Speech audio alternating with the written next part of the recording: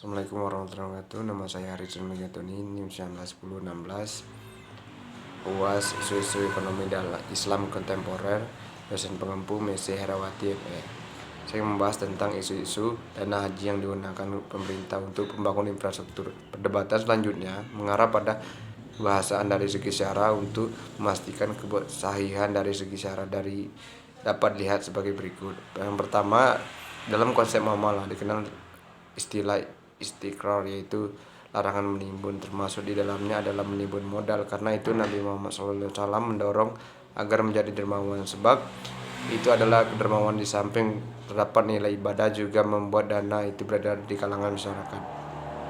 Dengan demikian, jelas sekali Islam mengajarkan agar uang atau modal itu dapat bergerak dalam aktivitas ekonomi masyarakat karena akan memberi impact positif sektor real. Selain itu, dapat menaikkan daya beli dan tentu dapat menggairahkan sektor industri pada dapat mengatasi pengangguran. Selama ini dana haji tertidur lelap, padahal jika digerakkan memberi manfaat ekonomi pada pemilik juga pada masyarakat. Karena itu, penggunaan dana haji untuk infrastruktur sesungguhnya selaras dengan prinsip muamalah.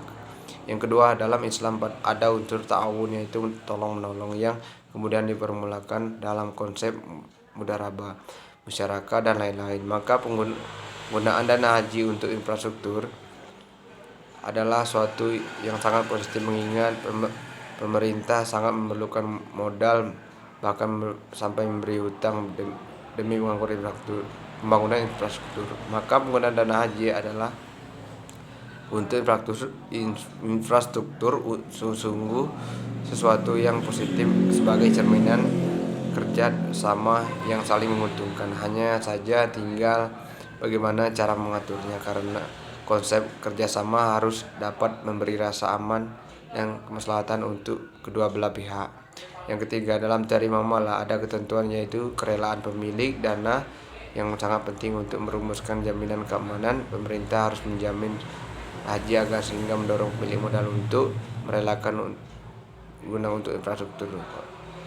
Yang keempat, dalam konsep teori fikih dikenal asas manfaat, yaitu sejalan dengan konsep fikih alawiyah, yaitu asas keutamaan. Maka penggunaan dana haji untuk infrastruktur tentu lebih bermanfaat dibanding dana itu dibiarkan yang menumpuk. Yang kelima, penggunaan dana haji untuk infrastruktur memenuhi konsep maslahah syariah yang berorientasi pada kemaslahatan umat dan semua mafhum bahwa infrastruktur memberi dampak ekonomi dan kemaslahatan di berbagai sektor kehidupan masyarakat. Dari paparan di atas menjadi jelas bahwa penggunaan dana haji untuk infrastruktur perlu diapresiasi. Tentu harus melibatkan semua pihak dan pengaturan yang baik agar dana haji di dalamnya dapat mengakomodir dimensi ubudiyah, ijtimaiyah, masyarakat, istihadiyah, ekonomi secara serentak. Tentu